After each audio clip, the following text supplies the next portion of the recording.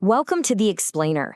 Today we're diving into an Oscar-winning masterpiece from Asghar Farhadi, A Separation.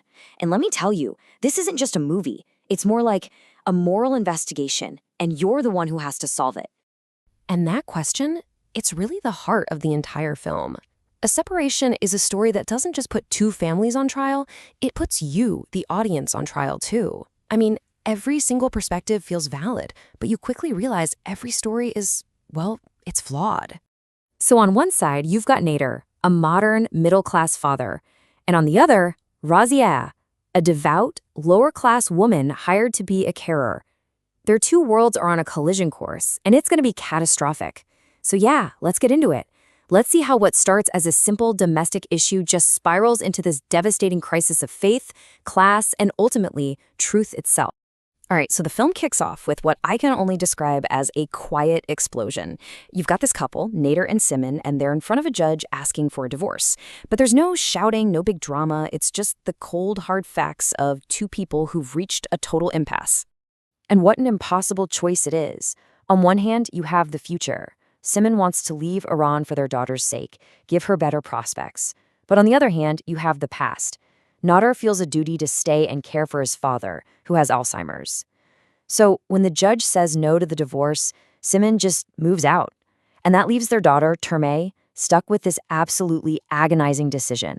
And Terme, well, she decides to stay with her dad. It's this huge act of loyalty, really. But it's also the decision that kicks this whole tragedy into motion. Because now, Nader's all on his own, and he desperately needs some help. So that's what leads Nader to hire Razia. She's meant to care for his father while he's at work. Simple enough, right? Wrong. This is the moment where the deep social divides of modern Iran just walk right into the story. And it's not some big political statement. It's just presented as a fact of life, a fact that's about to make everything so much more complicated. And when you look at this comparison, it becomes so clear. The real conflict here, it's not just between two people. We're talking about two completely separate worlds. They're driven by totally different pressures, different beliefs, different ideas of what honor even means. Something that seems totally reasonable to one family is a huge, grave offense to the other. You can already feel the tension building.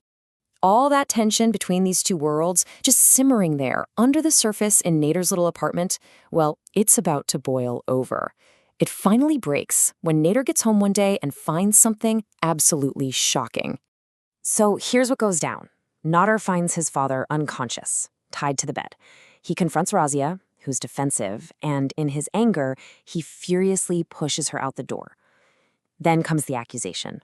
Razia, who was pregnant, has a miscarriage, and she blames Nader's push for causing it.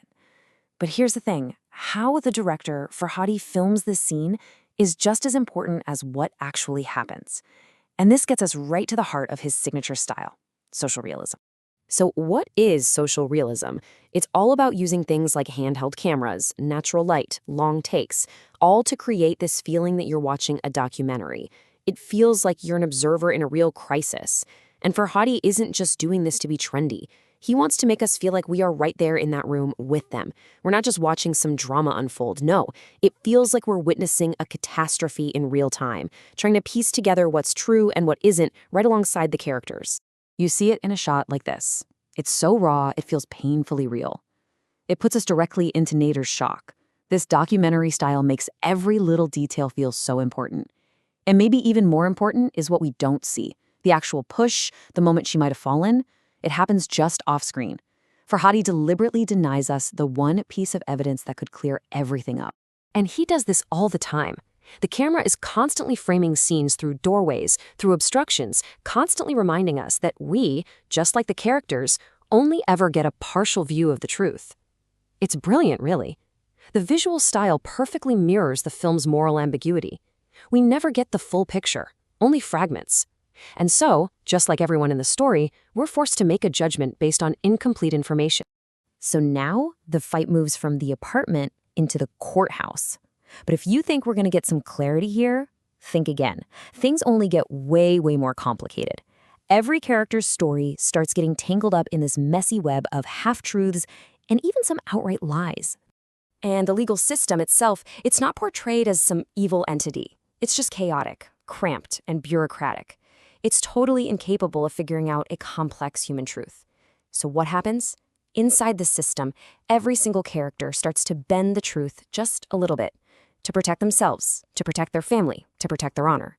You see, the film isn't about finding the one bad guy, the one liar. It's about watching how difficult circumstances can force everyone to lie, even just a little.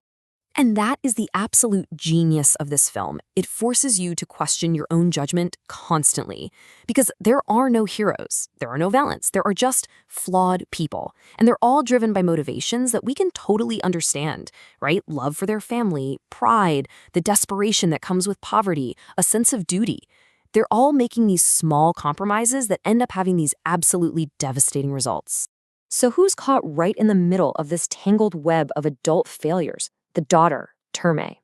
The whole time, she's the silent observer. She's like the story's moral compass, and she has to watch as her own parents start to compromise the very values they worked so hard to teach her. Just look at this scene. It's absolutely heartbreaking.